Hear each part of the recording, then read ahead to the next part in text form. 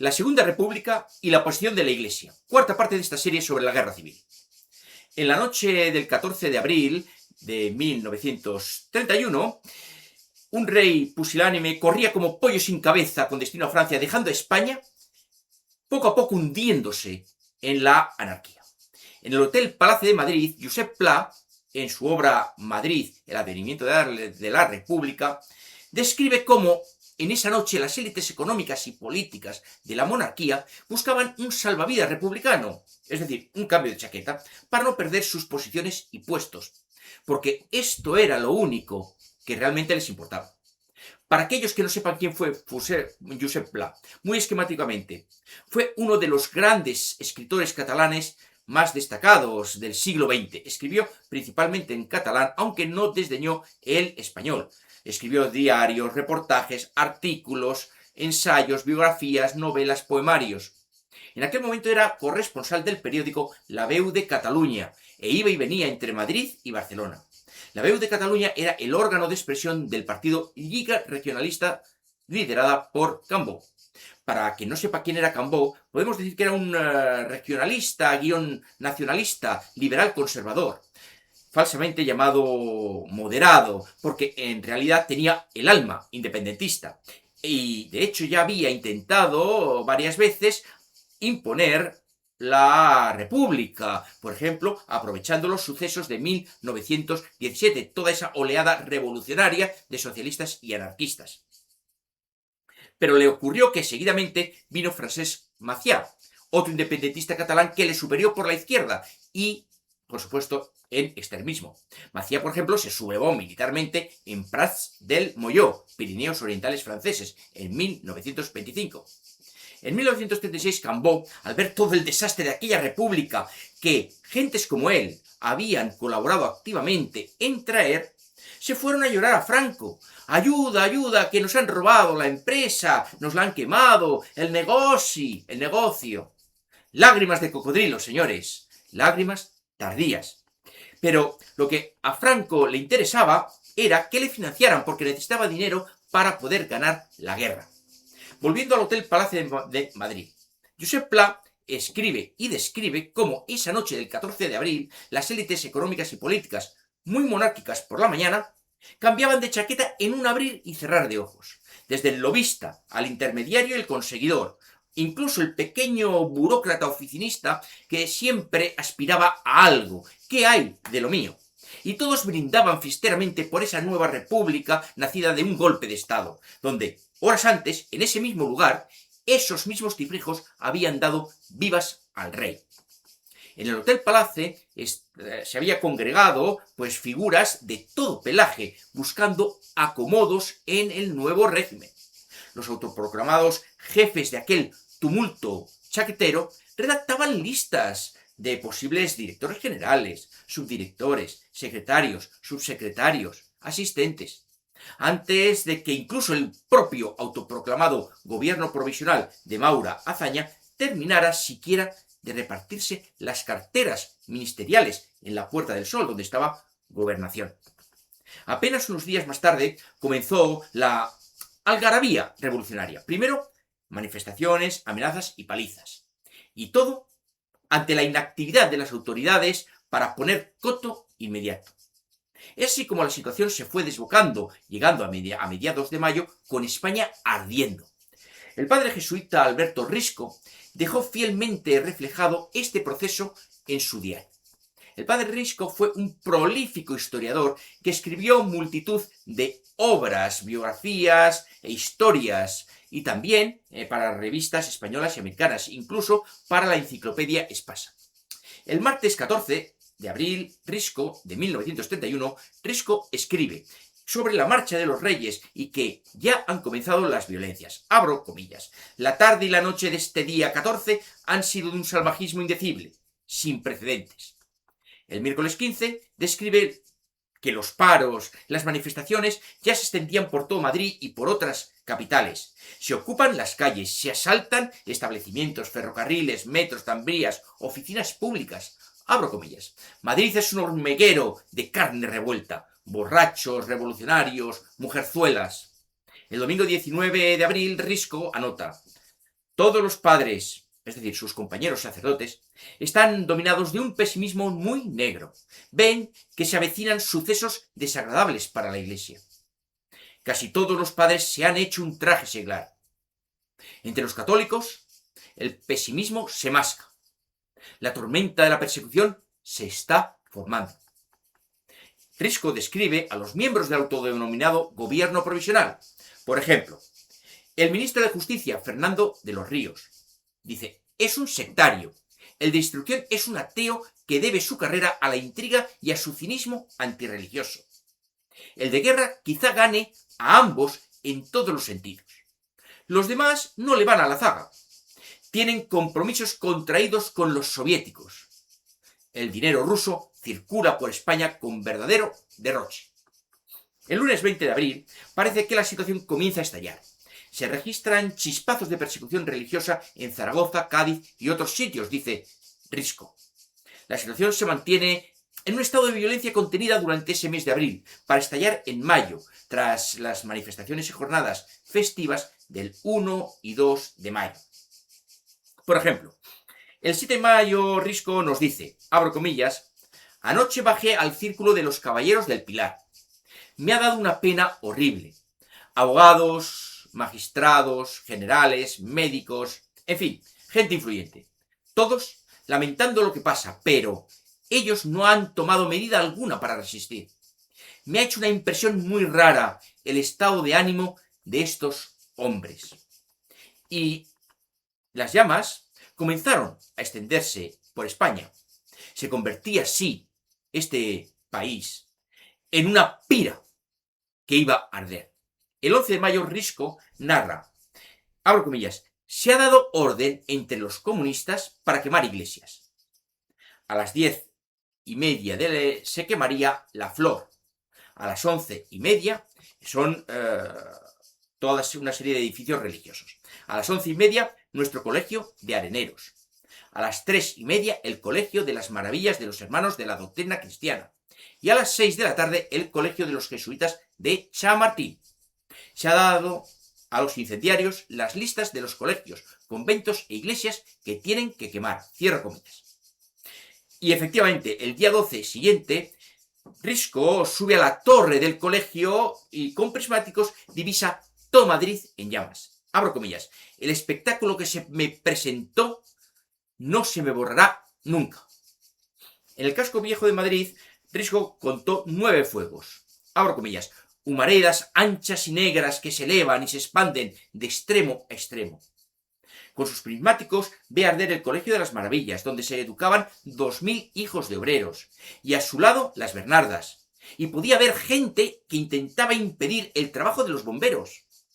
El jueves 14 de mayo Risco confirma que ha sido la Junta del Ateneo, le remito a la primera y segunda entrega, la que ha elaborado las listas de lo que se debía quemar y desde donde se está dirigiendo todo esto. El proceso se dirigía desde el Ateneo de Madrid. Recuerdo que era esa Junta del Ateneo. El Ateneo de Madrid fue el centro conspirativo desde 1926 contra la monarquía. Vean estas 2 y 3 primeras entregas de esta serie de la Guerra Civil. Desde el Ateneo se elaboró y se dirigió un programa de sucesivos golpes de Estado, insertos en un ambiente de permanente guerra civil. Este grupo es llamado ateneísta porque estaba compuesto por considerados intelectuales, académicos, políticos, que se autoproclamaron en agrupación al servicio de la República. Gentes como Alcalá Zamora, Miguel Maura, Fernando de los Ríos, que era un tallerista, entiéndanme esta palabra, del taller. Ortega y Gasset, el gran filósofo, un conspirador golpista. El doctor Gregorio Marañón, uno de los más destacados doctores de la época. Un descarnado tallerista también. Aunque la historiografía ha querido limpiar su pasado tallerista y golpista. Y en 1987 la oligarquía política puso su nombre a uno de los hospitales más avanzados de Europa, que fue levantado por Francisco Franco. Otros ateneístas eran intelectuales, también como Pérez de Ayala, Jiménez Asúa, otro tallerista, Martín Jara, otro tallerista. Vamos, que la mayoría de los miembros del Ateneo eran y pertenecían a, digamos que, oscuros compases. Y dice el padre Risco que las listas para quemar iglesias, colegios, museos, archivos, abro comillas, las hicieron Fernando de los Ríos, ministro de Justicia, Marcelino Domingo, ministro de Instrucción, Manuel Azaña, ministro de la Guerra, otro ministro más que no he identificado, Ramón Franco, piloto del Plus Ultra, y Rada, el mecánico del Plus Ultra. Pues vaya con el tallerista Ramoncito Franco, hermanito de Francisco Franco. El tipo, el Ramoncito, iba quemando iglesias, según el padre Risco. Y sigue diciendo Risco, abro comillas, en la lista figuraban también los depósitos de gasolina, de donde podían sustraerse, especificando los sitios. Era de Camsa. Camsa era la gran petrolera y petroquímica española fundada por Primo de Rivera. Vamos, que esa empresa fundada por Primo de Rivera en 1927 colaboraba en la quema de España. Es como si, pongo por ejemplo, es como si la Shell colaborase en un golpe de estado en Gran Bretaña y diese gasolina para que incendiarios quemasen el Palacio de Buckingham o el Big Ben. O sea, algo absolutamente incomprensible, pero se permitía, se hacía y Camsa colaboraba, la dirección de Camsa colaboraba. Es necesario repetir todo esto porque nadie dice nada de todo esto. Ni siquiera aquellos historiadores que supuestamente se las dan de revisionistas. Estos políticos golpistas no solo hacían listas de lugares que debían ser pasados por las llamas, algunos participaban activamente. Risco añade que salía del Pinar de Chamartín, donde los jesuitas tenían uno de sus colegios, el colegio de Nuestra Señora del Recuerdo, y se topó a esa salida con una turba que iba a Chamartín a quemar el colegio. La turba estaba comandada por Rada, mecánico del Plus Ultra. Lo vio el propio Risco. E incluso ahí estaba comandando esta turba el mismísimo alcalde de Madrid, Pedro Rico López. Y Risco señala que, abro comillas, la Guardia Civil en la carretera les dejaba pasar impunemente. Tenían órdenes de dejarles hacer cuanto quisieran. Cierro comillas. Por citar algunos ejemplos de esta bacanal de fuego, palizas, asesinatos llevados a cabo por estos revolucionarios, dirigidos desde el propio autodenominado gobierno provisional y con participación activa de algunos de sus miembros. Barcelona, 20 guardias muertos. Asalto a la sede de la Generalidad izando banderas rojas. Asalto al mercado de la Boquería, que está prácticamente a los inicios de la Rambla. Quema de la iglesia de Belén, que está muy cerca del mercado de la Boquería, que en aquel momento entonces era uno de los principales de la ciudad. Asalto a las sedes de la Liga Regionalista y del Partido Carlista, de los tradicionalistas. Bilbao, los manifestantes atacan a la policía. 10 policías muertos, incendiando por la acción de la izquierda el diario de la Gaceta del Norte. Palencia, asesinado el sacerdote Sotero de Diego de una paliza y le clavaron un palo en el pecho y lo pasearon por la ciudad. Y estamos en 1931, en mayo. Valencia, asalto e incendio del convento de los dominicos, adoratrices, colegio de las teresianas, colegio de los capuchinos, colegio de las carmelitas, salesianos, agustinos, centro escolar y mercantil, residencia de los jesuitas, colegio de Santo Tomás, el palacio arzobispal. Málaga, asalto e incendio del Palacio Arzobispal, la sede de la Compañía de Jesús, el Colegio de los Maristas, el diario de la Unión Mercantil, la iglesia de los Capuchinos, la parroquia de San Pablo. Al párroco se le cortó la cabeza y se la paseó por la ciudad, exactamente igual que en la Revolución Francesa, porque es el mismo proceso. Lo he estado viniendo y lo he estado diciendo desde el inicio, cuando yo abrí este tercio de la tradición. El Colegio de la Asunción, la Sagrada Familia, las Adoratrices, San Carlos, el Convento del Ángel, las Mercedarias, la Iglesia San José de la Montaña y de la Merced. 5 muertos mínimo contabilizados en toda esta orgía.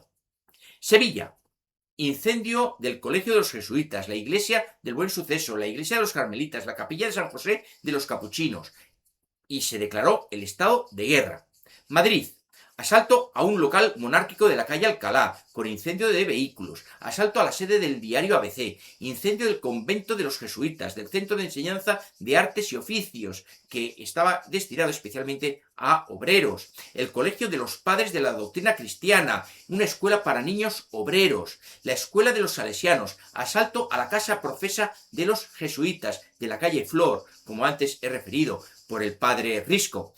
Se perdió en esta quema la biblioteca de este colegio de la calle Flor, que era considerada la segunda de España tras la Biblioteca Nacional de Madrid, y contaba con 80.000 volúmenes. Asalto y quema de la iglesia de Santa Teresa, el Instituto Católico de Artes e Industria, perdiéndose su biblioteca de 20.000 volúmenes.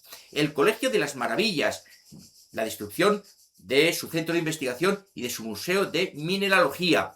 El convento de las Mercedarias de San Fernando, donde se desenterró a las religiosas y se las paseó por la ciudad. El colegio de las Salesianas, el colegio de las religiosas del Sagrado Corazón, el convento de las Bernardas. Gerona, declarado el estado de sitio. Guadalajara, detención del cardenal Primado Segura. Córdoba, detención de los dirigentes del partido Acción Nacional. De todo esto es claro Maura en sus memorias tituladas Así cayó Alfonso XIII. Aquí describe el Consejo de Ministros habido el 11 de mayo. Maura se había autoproclamado ministro de la gobernación. Es decir, tenía bajo su mando el orden público, la policía y los gobernadores civiles. Pero hasta ese momento nada había hecho para parar este caos o impedir que este caos se produjese o imponer el orden. Es más, teniendo el poder y facultad para poner el orden, impedir todo esto, no había hecho nada, lo había permitido todo. Pero Maura se quiere exculpar y en su Así cayó la República escribe su gran indignación por esta situación. Ay, pobrecito. Falsamente indignado, diría yo. Claro, es que no quería pasar a la historia como el bombero incendiario. Por eso escribió así. En estas memorias, Maura relata que el autonombrado presidente Alcalá Zamora le dice, en este Consejo de Ministros, abro comillas, cálmese, don Miguel, que esto no es sino, como decía su padre, porque es que, hago un paréntesis, todos se conocían, sus familias, todos estaban relacionados. Dice, vuelvo a repetir, cálmese, Miguel, que esto no es sino, como decía su padre, fogatas de viruta. En fin. Continúo. No tiene la cosa la importancia que usted le da. Son unos cuantos chiquillos que juegan a la revolución y todo se calmará enseguida. Me ahorro el calificativo hacia Alcalá Zamora. Este, Alcalá Zamora, es el gran considerado católico del gobierno. Maura respondió, abro comillas, es usted un insensato. O me dejan ustedes sacar la fuerza a la calle, o arderán todos los conventos de Madrid, uno tras otro. Azaña le interrumpió. Abro comillas. Todos los conventos de Madrid no valen la vida de un republicano. Vamos a ver. Si Maura tiene el control del orden público y es su máximo responsable, no ha de pedir permiso a nadie. Simplemente coge el teléfono y con una llamada es suficiente. ¿Acaso no hizo esto mismo cuando dio el golpe de Estado? Entró chulescamente en gobernación, se sentó en el despacho del subsecretario y allí descolgó el teléfono y empezó a destituir a todos los gobernadores civiles. Vean las dos primeras entregas de esta serie de la Guerra Civil. Entonces, sí que lo hizo y ahora no. Venga, hombre, excusas de mal pagador, diría yo. Esto no se lo cree ni el tato. Este relato también deja en evidencia y por los suelos al supuesto católico y conservador Alcalá Zamora. Repito su expresión, fogatas de viruta, decía. Y por supuesto, este relato deja a Azaña como lo que era, un criminal anticatólico. Todos los conventos de Madrid no valen la vida de un republicano. Ya solo este relato deja a las claras que todos estos tipejos eran unos auténticos facinerosos desalmados. Ya es hora que la historia los condene como lo que son, destructores y responsables de los crímenes que en aquellos días se cometieron y de la posterior guerra civil. Ya basta de lavar la cara a todos esos otros tipejos bajo el sello de respetuosos intelectuales. Solo los intelectuales conspiradores de 1926-31, Ortega y Gasset, Gregorio Marañón y Pérez de Ayala, firmaron un artículo en el periódico El Sol condenando todos estos sucesos. El Sol era uno de los principales periódicos de la izquierda liberal de corte burgués. También estos otros tipejos se les ha lavado la cara. Los Ortega y Gasset, los Gregorio Marañón o Pérez de Ayala, pero recuerdo que estuvieron en los golpes de Estado que trajeron tanto crimen, desde 1926. O sea, y llegado 1936, lo que hicieron fue salir corriendo, porque podían, porque sus compinches más radicales, más extremistas, les perseguían, como ocurrió en la Revolución Francesa con Robespierre. Pero claro, es que ellos podían, porque eran gentes de contacto y tenían posibles económicos.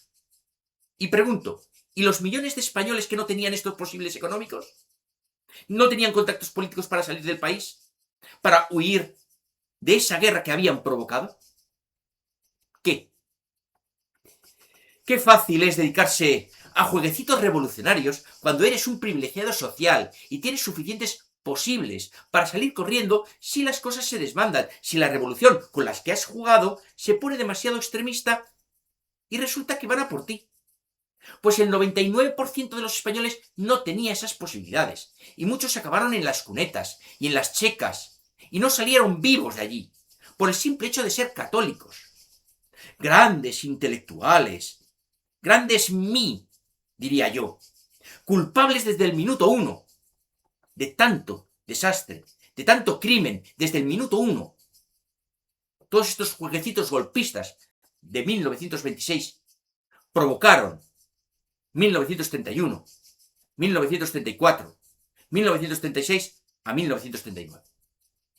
Mientras todo esto estaba pasando, el gobierno provisional empezó a legislar contra la Iglesia y los católicos. Por citar algunos ejemplos. Decreto del 6 de mayo, por el que se elimina la enseñanza religiosa obligatoria y se ordena la retirada de los crucifijos de las aulas. Decreto del 21 de mayo, que declara obligatorio el título de maestro para ejercer la enseñanza. Esto dejaba en la calle, en el paro, a muchos religiosos y religiosas que se estaban dedicando a la enseñanza desde hacía muchísimo tiempo, dando clases de ciencias, clases de humanidades, e incluso clases de religión, de latín, de francés. Decreto del 13 de mayo que prohíbe la asistencia de las autoridades estatales y del ejército a actos y procesiones de la Iglesia Católica. Decreto del 7 de mayo por el que se prohíbe a la Confederación Nacional Católica Agraria. Esta asociación, esta Confederación Nacional Católica Agraria, era la gran y principal asociación agraria y agrupaba a cientos de miles de pequeños propietarios y cultivadores. Se trataba, por lo tanto, de acabar con un sector social, el del pequeño propietario, tal como se había hecho en Rusia con las pequeñas familias de propietarios, los kulaks de 1929. A estos pequeños cultivadores se les hacía muy difícil sacar adelante sus explotaciones, por lo que, si no las cultivaban o las abandonaban, la propiedad pasaba directamente a los ayuntamientos. Y averigüen ustedes en manos de quién estaban los ayuntamientos.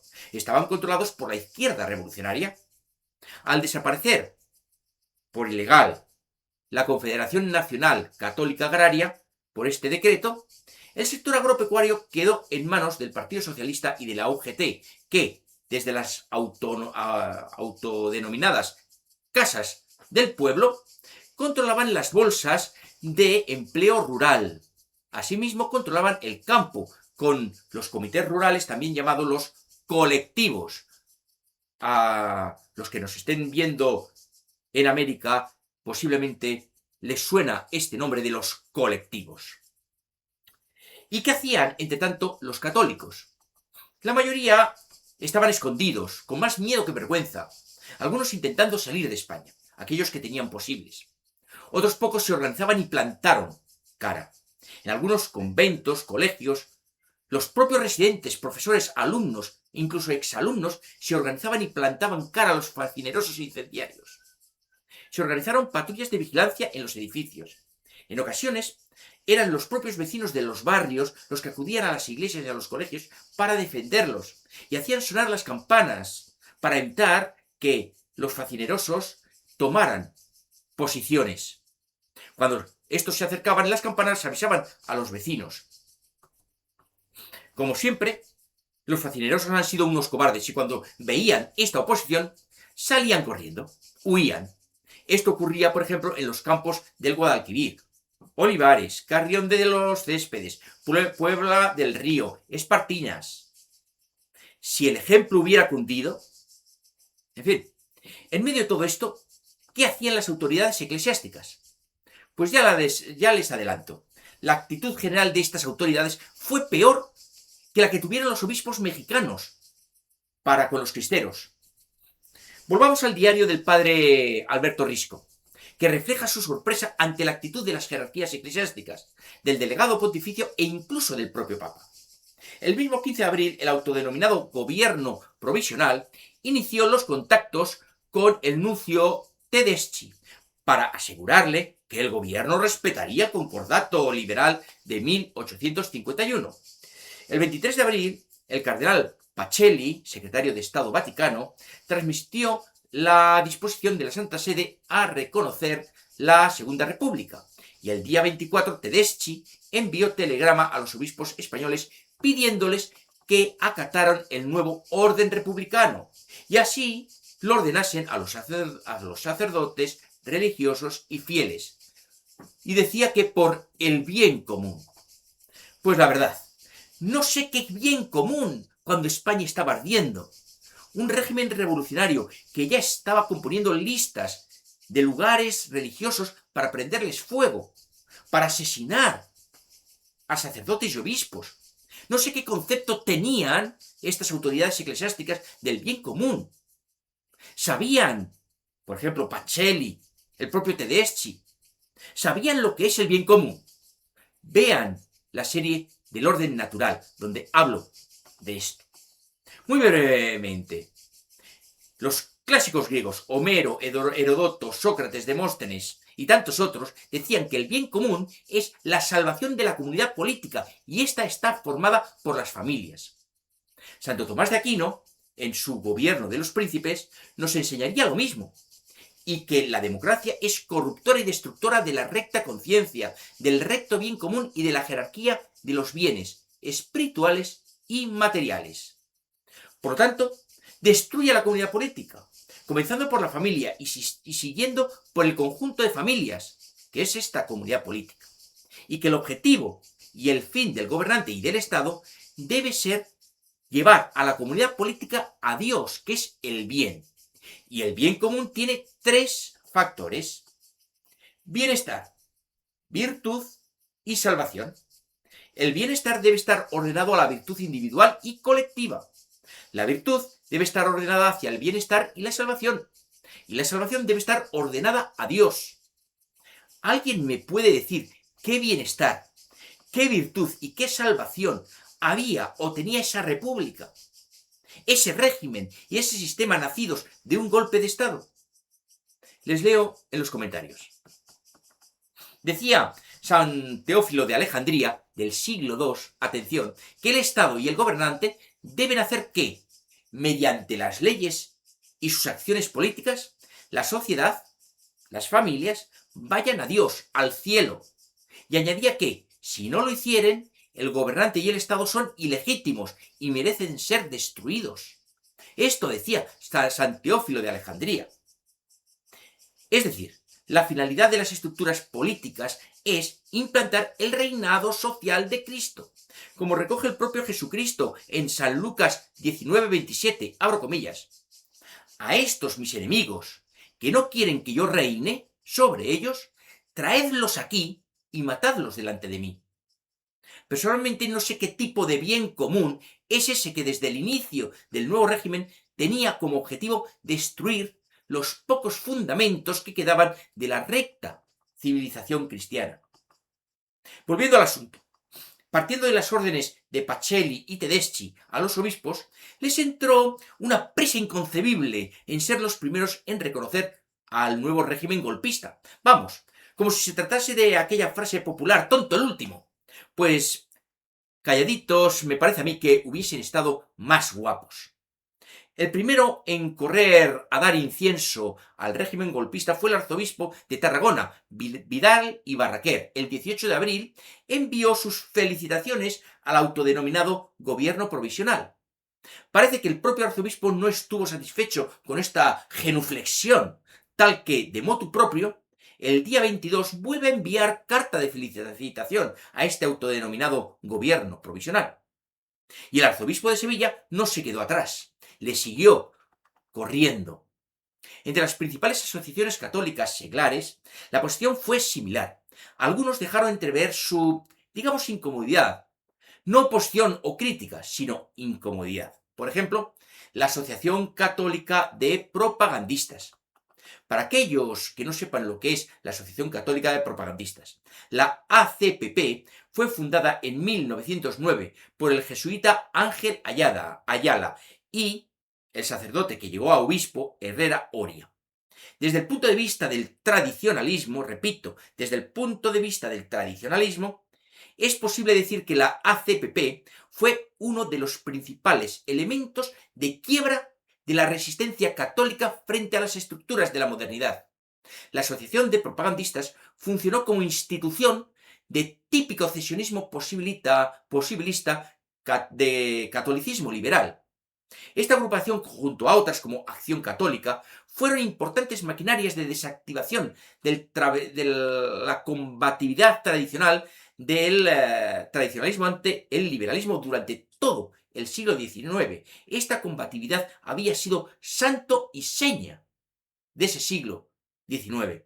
Vean, por ejemplo, las entregas del Acero de la Fe o El Martillo.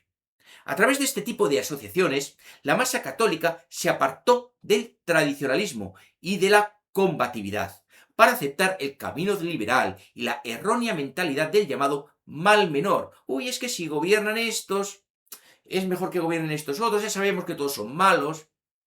¿Acaso no es esto la mentalidad que hoy impera? De aquí surgieron, por un lado, toda una publicística católico-liberal, con periódicos como El Debate, Ya, Universo, junto a la prensa monárquico-liberal, como ABC, Época, El Imparcial, La Vanguardia. Por otro lado, se consolidaron partidos de democracia cristiana, Unión Católica, Acción Social Popular, Acción Popular, la CEDA, Unión Democrática de Cataluña, de carácter independentista y burgués. No es de extrañar que Sardá y Salvany sacase su monografía El liberalismo es pecado, 1884, que fue avalado por Roma, por la Sagrada Congregación del Índice. El liberalismo es pecado, y los documentos papales como las sílabos se convirtieron en los grandes manuales de cabecera de la doctrina y la intelectualidad del tradicionalismo, que intentaron romper todos estos grupos católicos liberales. Hay que tener bien claro que, señores, escoger, favorecer o dar validez, cooperando positivamente con o en el Mar Menor, no es una opción lícita para un católico. El catolicismo liberal lo que hace es colaborar activamente en defensa de un sistema maligno, con sus partidos modernos acatando y participando de ese sistema maligno. Cooperan activamente y lo reafirman, lo legitiman, le conceden derechos. Recuerdo que el mal y el error no tienen derechos, todo lo cual acaba insertado en las conciencias de los fieles.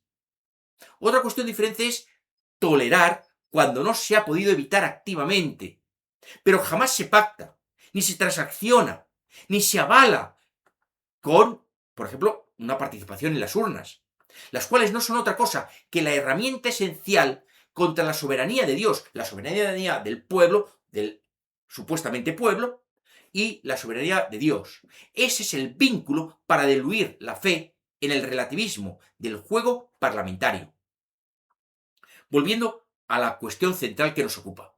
La Asociación Católica de Propagandistas, a través del periódico El Debate, publicó un artículo que, por un lado, era un panegírico de la monarquía liberal de Alfonso XIII, Y, por otro lado, era una crítica velada a la República, pero reafirmando el apoyo activo a ella. Abro comillas. La República es la forma de gobierno de hecho en nuestro país. En consecuencia, nuestro deber es acatarla. Ya esto es grave, pero se pone peor porque el artículo continúa. No la acataremos pasivamente. La acataremos de un modo leal, activo, poniendo cuanto podamos para ayudarla en su cometido. Señores, ¿cuál era el cometido de esa república? Vean las tres partes primeras de esta serie de la Guerra Civil. Azaña lo decía alto y claro en el Parlamento. Ahí está el discurso en las Cortes del 13 de abril de 1931, durante el debate sobre el artículo 26 de la Constitución, que trataba sobre la cuestión religiosa. Azaña diría y escribiría, abro comillas, la República ha rasgado los telones de la antigua España. Detrás de aquellos telones se ha fraguado la transformación. Es decir, a la España mística, abro comillas, no basta convencerla militarmente. Había que extirpar su recuerdo del alma del pueblo. En esto estaba, por lo tanto, declaraba cooperar activamente la Asociación Católica de Propagandistas. Continúa Azaña. Para que la razón pueda gobernar sobre un solar limpio. Si para ello es preciso que el país pase por una crisis de sangre o de fuego, no será sino el precio necesario. Es decir, bueno, si hay que pagar este precio, se le paga. Dice, no será sino el precio necesario para su verdadera emancipación. Vamos, a Azaña le podemos nominar para el Premio Nobel de la Paz. ¿Pueden decirme con quién estaba posicionada la Asociación Católica de Propagandistas? Pues, como muy bien ella proclamaba, estaba con los golpistas del 14 de abril y se proponía ayudarles en su labor destructiva contra Cristo y contra la Iglesia, declarado por el propio Azaña. Recordemos aquel Consejo de Ministros descrito por Maura en Así cayó la República. Ante la orgía de fuego y sangre, Maura protesta y el catolicismo Alcalá Zamora espeta en la cara. Cálmese, Miguel, esto no son más que fogatas de viruta. La cosa no tiene importancia. Cierro las comillas.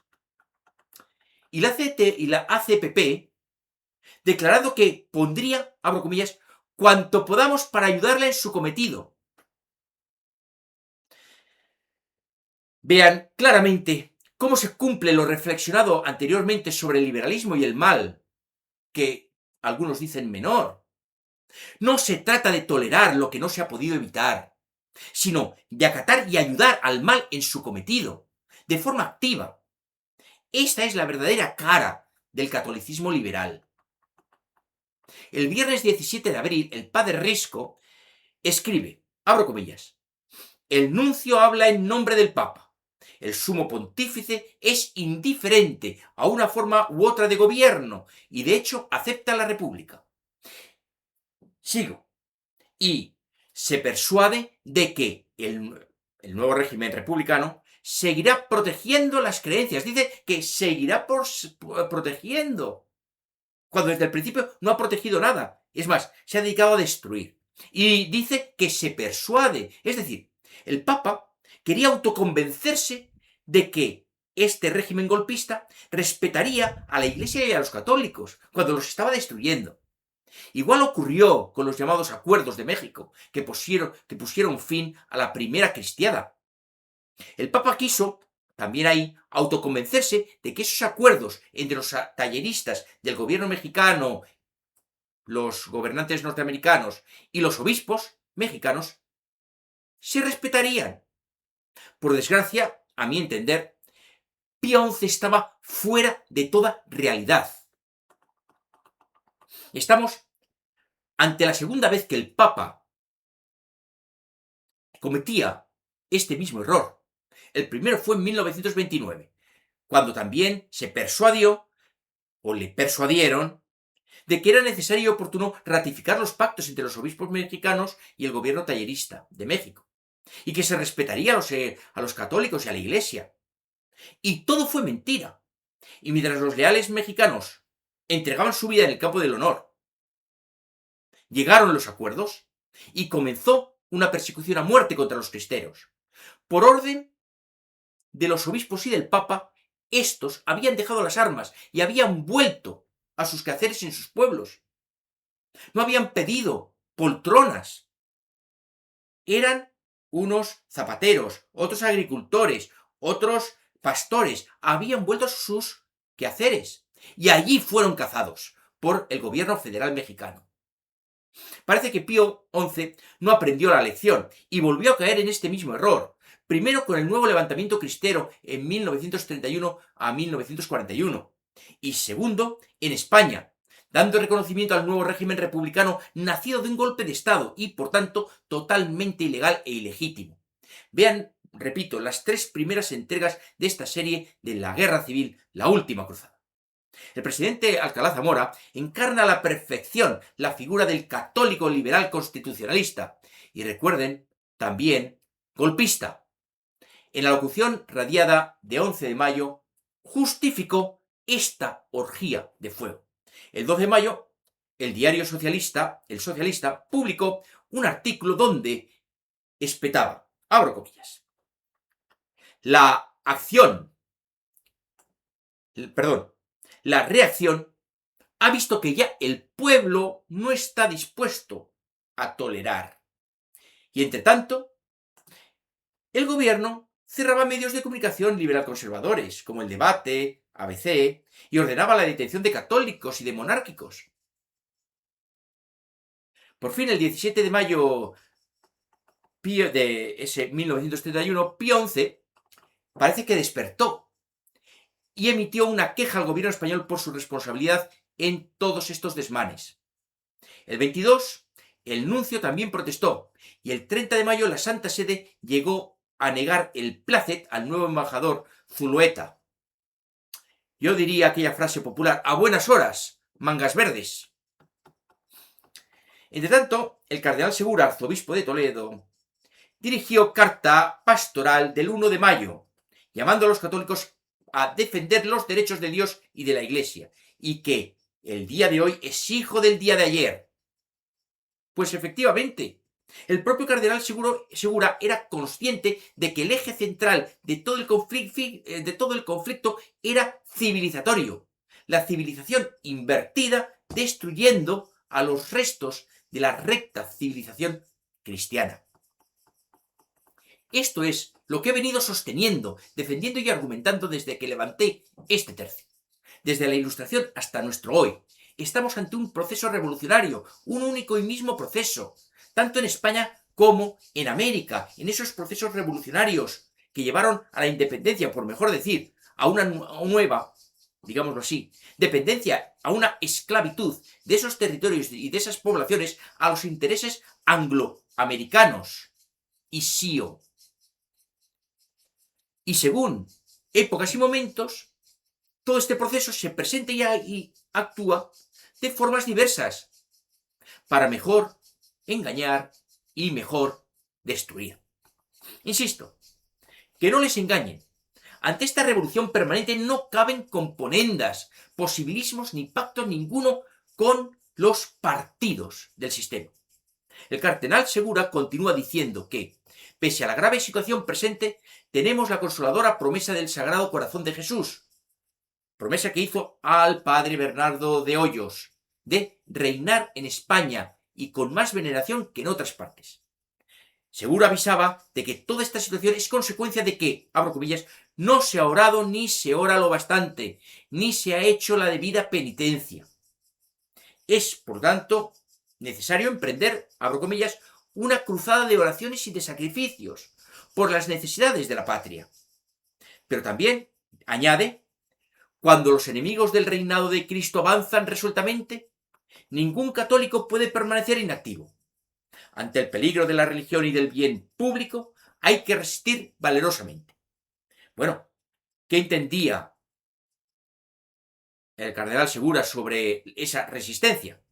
No la del tradicionalismo y el carlismo durante todo el siglo XIX. Verán ustedes. Esta resistencia debía hacerse utilizando los medios que ofrece el enemigo. Es decir, compadrear con el enemigo, organizarse en partidos y votar. Este es el gran engaño, y digo presente, este es el gran engaño del enemigo, para desarticular al pueblo fiel. Así lo denunciaron León XIII en Grave de Comuni, Pío IX en Quanta Cura en Silabus, Pío X en nuestro mandato apostólico.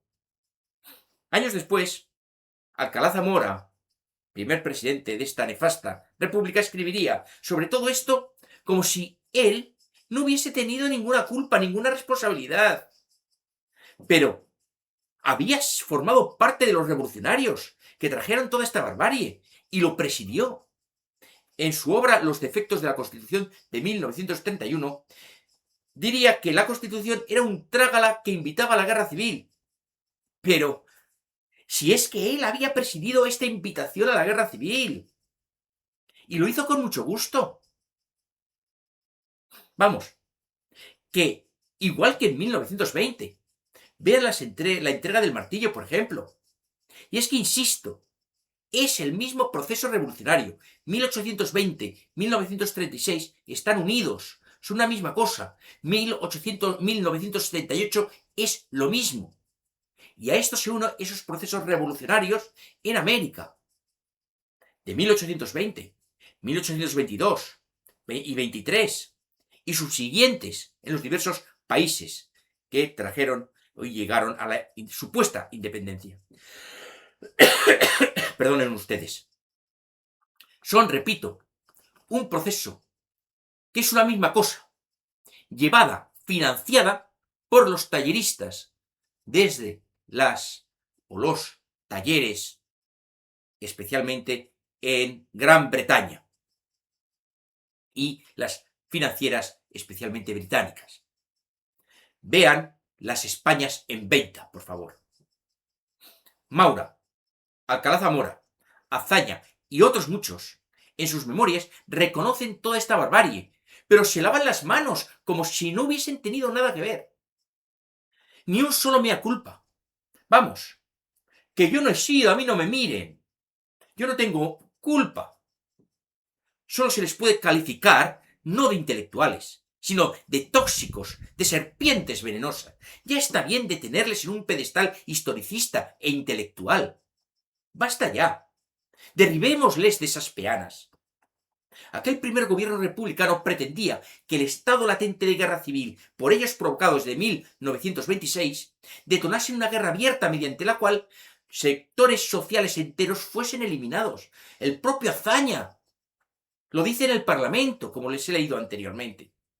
Si esto no sucedió en aquel momento, en 1931, fue porque algunos sectores católicos se propusieron resistir de verdad y comenzaron a organizarse fuera de aquel régimen criminal.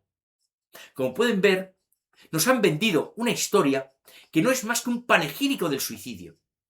Mirad a los ojos de la verdad.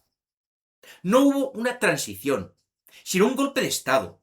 No hubo intelectuales, sino pensantes arquitectos de la pira, donde ardieron bibliotecas, conventos y la misma memoria de un pueblo. ¿Y los católicos? Una buena parte habían interiorizado el liberalismo y estaban convencidos que, en vez de plantar cara al mal, que llaman menor, lo adecuado era pactar con el verdugo, jugar con sus reglas, acatar la ilegitimidad y la ilegalidad bajo la premisa de un falso bien común. Se autoconvencieron de que ese era el camino y de que así les permitirían respirar, sacar la nariz fuera del agua o fuera de las llamas. ¿Y hoy qué tenemos? Lo mismo bajo otras formas. Y las consecuencias son las mismas bajo otras formas. Porque cada vez que cedemos un palmo de terreno sagrado, bajo ese engaño de la democracia liberal urnífera, solo estamos comprando un segundo más de oxígeno para que el cáncer del relativismo vuelva a hacer metástasis en nuestras almas. Y luego vendrán los llantos, Dios no lo quiera.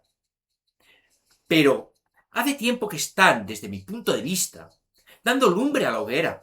Y desde mi perspectiva, las primeras brasas ya están dispuestas. Y en ella, los sin Dios y los sin patria ya están calentándose las manos, con las que, Dios no lo quiera, se podría desatar el incendio. Y cuando las llamas desatadas alcancen los pilares de la casa, los posibilistas, los pactistas, los cesionistas, esos católicos liberales, descubrirán con horror su error, que ya no tienen a dónde huir ni dónde esconderse, y vendrán llorando, como fueron llorando a Franco, en Burgos. Pero para entonces ya será tarde para todos, y todos nos ahogaremos o moriremos en las llamas. Esto es lo que donde podemos acabar. El cáncer no se cura con bálsamos, sino con cirugía profunda. La única solución está en el retorno a la verdad sin concesiones, sin maquillajes.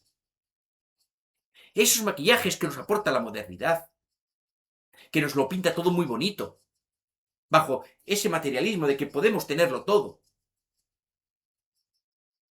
Pero es que detrás de eso viene el miedo. Y todo en nombre de la cultura, la civilización, para destruir nuestras almas. ¿Qué legado vais a dejar a vuestros hijos? ¿El de una generación que fue cómplice de su propio caso? ¿O el de aquellos que, contra todo pronóstico, se mantuvieron firmes en el campo del honor? Alistaos al tercio de la tradición y que viva Cristo Rey.